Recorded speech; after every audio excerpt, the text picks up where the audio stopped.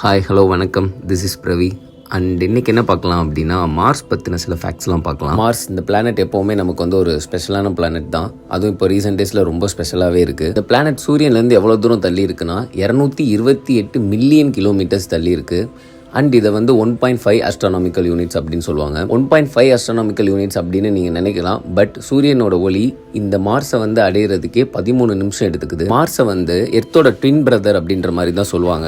ஏன் அப்படின்னா, நம்ம எர்த் எப்படி 23.4 டிகிரி சாஞ்சிருக்கோ அதே மாதிரி மார்ஸும் 25 டிகிரி சாஞ்சிருக்கும். இது தன்னைத்தானே சுற்றுறதுக்கு 24.6 மணி நேரம் எடுத்துக்கும். அண்ட் சூரியனை ஒரு தடவை ஃபுல்லாக சுற்றி வர்றதுக்கு 687 நாட்கள் எடுத்துக்கும். முன்னாடியே சொன்ன மாதிரி தான் எர்த்தோட டிட்டோ தான். எதில் அப்படின்னா அதோட சாய்கோணத்தில் அண்ட் அதில் ஒரு நாள் எவ்வளோ மணி நேரம் இதை பொறுத்து தான். பட் இது சூரியன்லேருந்து ரொம்ப தொலைவில் இருக்குது அப்படின்றனால தான் 687 நாட்கள் எடுத்துக்குது இது முழுசாக சூரியனை சுற்றி வர்றதுக்கு. நம்ம சோலார் சிஸ்டம்லேயே மார்ஸில் தான் இருக்கிறதுலே பெரிய எரிமலை இருக்குது. அது எவ்வளோ தூரம் அப்படின்னா சுமார் 22 கிலோமீட்டர் அது. அண்ட் மார்ஸ்க்கு 2 நிலவுகள் இருக்குது. அதோட பேர் என்னன்னா ஃபோபோஸ் அண்ட் டெய்மோஸ். பட் இதை வந்து பியூரா மூன் அப்படின்ற மாதிரி சொல்ல மாட்டாங்க. இது வந்து ஒரு ஆஸ்ட்ராய்ட்ஸ் தான்.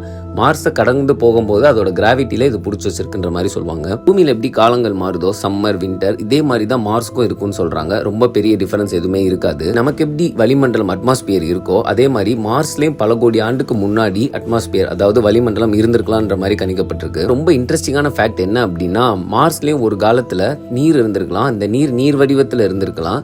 அண்ட் அங்கே நிறைய ஆறுகள், நம்மள மாதிரியே கடல்களும் இருந்திருக்கலான்ற மாதிரி கணிக்கப்படுது. ரீசெண்டாக இப்போ ட்ரம்ப் பதவியேற்றப்ப கூட எலான் மஸ்க் பேசினது என்ன அப்படின்னா, கண்டிப்பா மார்ஸ்ல மனித காலடி தடம் கண்டிப்பா படும் அப்படின்ற மாதிரி தான் பேசினாரு. ஐ ஹோப் கண்டிப்பா அது நடக்கும். அங்க எந்த நாடு போனாலும் அங்க நம்ம ஒரு மனிதன் போயிருக்கான் அப்படின்ற ஒரு பெருமை நமக்கு எப்பவுமே இருக்கும். அப்படிதான் நம்மளும் நினைக்கணும். Thank you and stay with me.